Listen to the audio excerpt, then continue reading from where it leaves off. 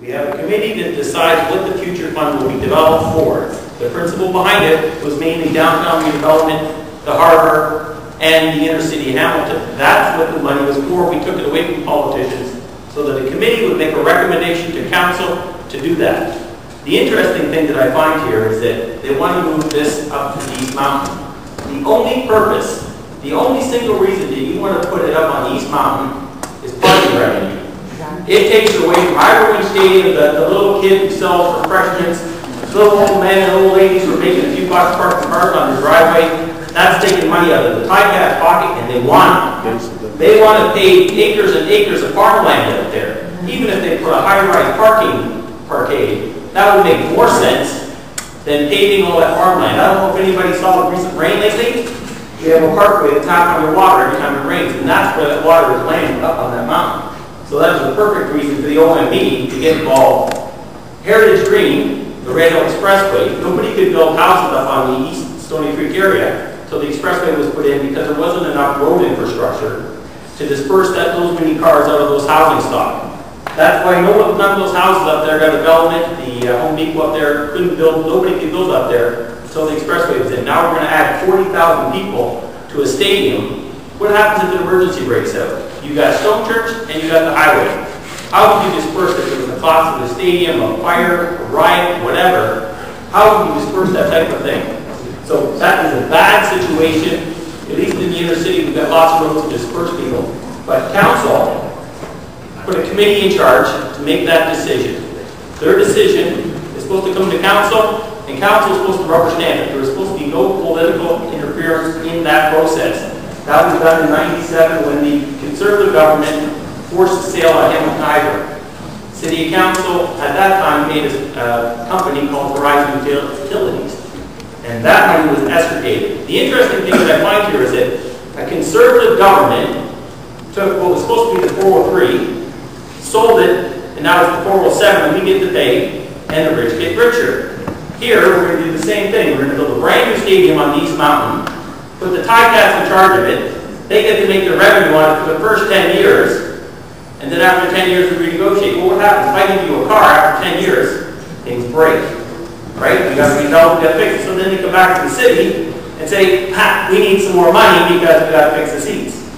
Or we're going to move the Ticats.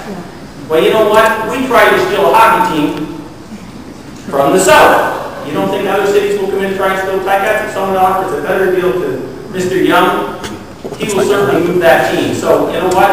500,000 people in the city of Hamilton, we can't get 20,000 to go to a game.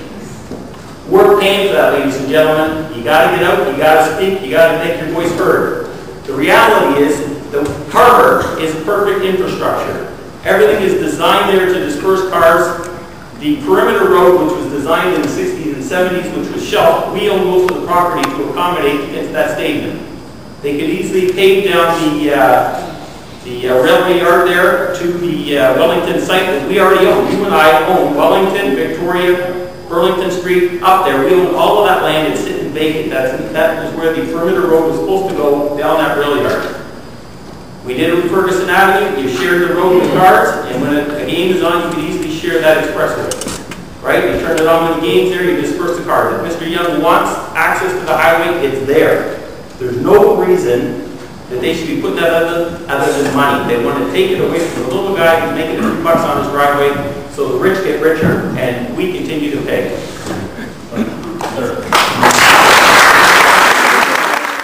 What is their particular issue? Do they own a setback from the tracks that they have a problem with certain types of zoning, or like what's their issue?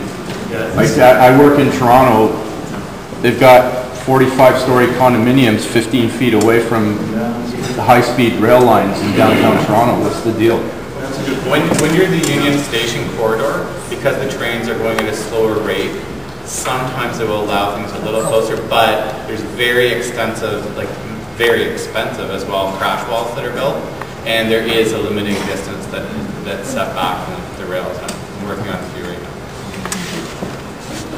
A lot of passion. We feel very strongly about the West Harbour. I think we have to get our priorities in line now. And the first thing that we have to do is council has to say no stadium anywhere. No money to go to the stadium. It's never going to go into the West.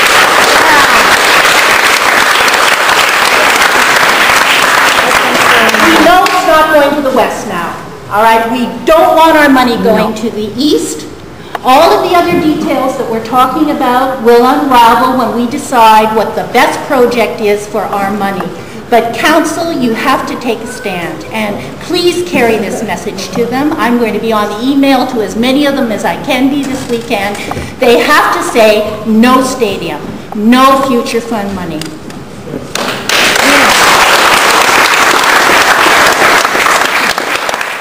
The issue is about democracy.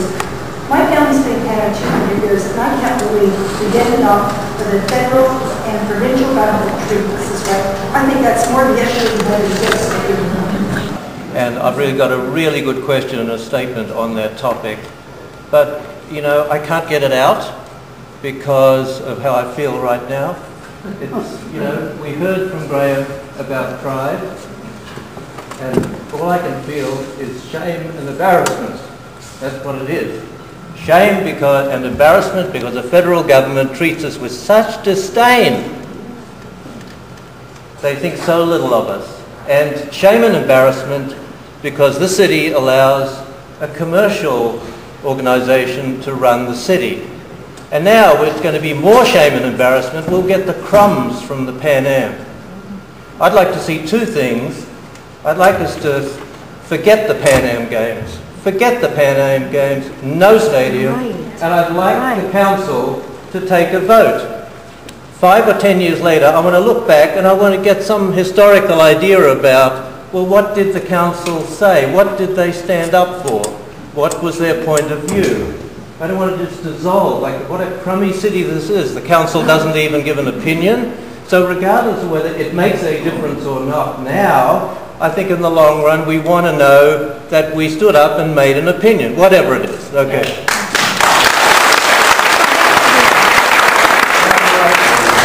What I came for was aesthetics.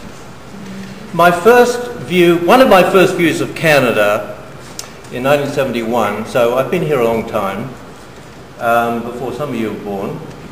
One of my first views of Canada was Toronto. They're building the Harbour Castle Hotel. Okay, so I come from Melbourne, it's also Sydney. I said, why are they building a hotel there? This is the waterfront. This is public stuff, right? And it gets worse and worse as the decades go by. And they say, oh, they're going to develop the waterfront. And I kind of naive, I'm thinking develop, you know, something, walkways and all these sort of things. But no, they just suddenly, at the end of this discussion, more buildings go up right on the waterfront. It's ruined the whole thing. So I'm very touchy about waterfront. In Sydney, you can walk around the whole harbour with a path, right? The biggest harbour in the world, you can walk around on foot, all the way. And it's beautiful. Melbourne has hundreds of, dozens of miles on the waterfront. Toronto. So I'm really touchy about Hamilton. Now I'm getting scared. Now we're going to develop Hamilton Harbour. And I see, we won't see Hamilton Harbour, the big rises. I'm just saying what's in my mind. So it's a question for the architects here. It's an aesthetic question. What vision do they have so that we will enhance the harbour, not hide the harbour or ruin the harbour? Thank you.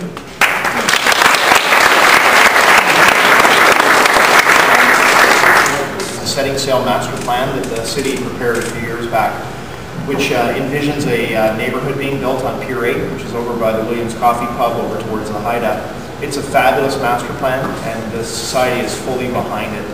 I think that's a great plan, and we just want to see it. We're all frustrated with how much time has elapsed while this is tied up in OMB hearings. And largely, CN are one of the biggest objectors because they don't want residential development next to the rail yard, which will then bring in people. You know, it's like moving next to an airport and you start complaining about the noise. Yeah. The rail yard is very noisy. I live down in the north end. I hear it, and I'm nowhere near it. But I think what coming out of this is hugely, there's two positives. One is, of course, we have the potential of lobbying for the future fund money to be spent on something different that will have that lasting legacy benefit that everyone's so passionate about. And the second thing is we have a really, really valuable asset in the land that's been purchased by the city and the land that surrounds that green water heater factory precinct north of Barton and west of Bay. I think the potential is that that is a huge chunk of really precious land, and if we develop it right and we've got some money to do it, if we can stitch that back into the downtown as the original Pan Am principles envisioned, we could have a really powerful catalyst for downtown revitalization and build on our waterfront, which is so beautiful now. Is now on the city's website, and it does provide that kind of breakdown as to why it costs that much, and it's contamination issues down on West Harbour, and the soils are not that stable either. So they're going to have to do some extra work to stabilize the soils with construction. It used to be marshland, right?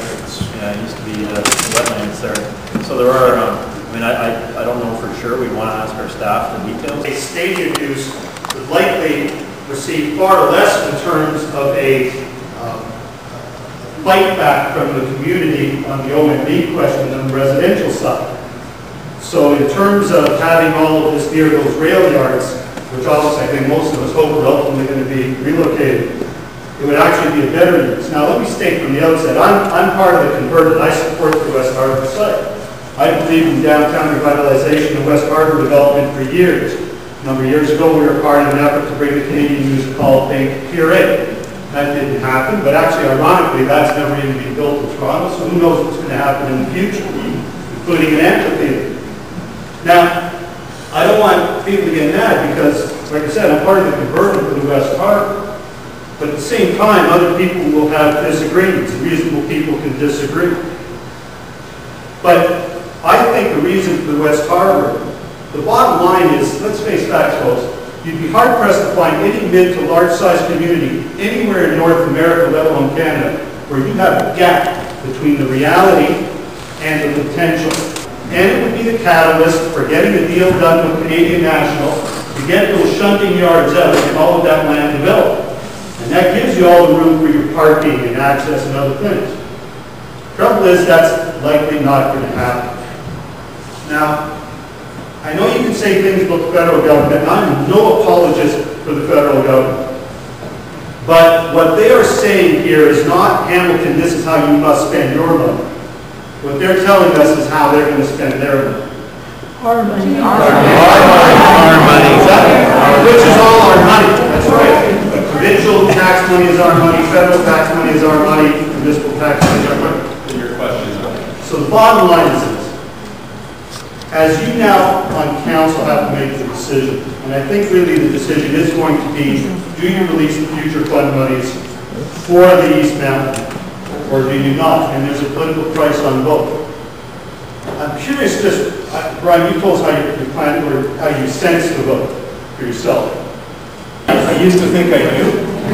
But you're a pretty good person trader as well. Yeah, I'd like to think that council's going to see how ridiculous this whole thing is, and how outrageous the decision has been.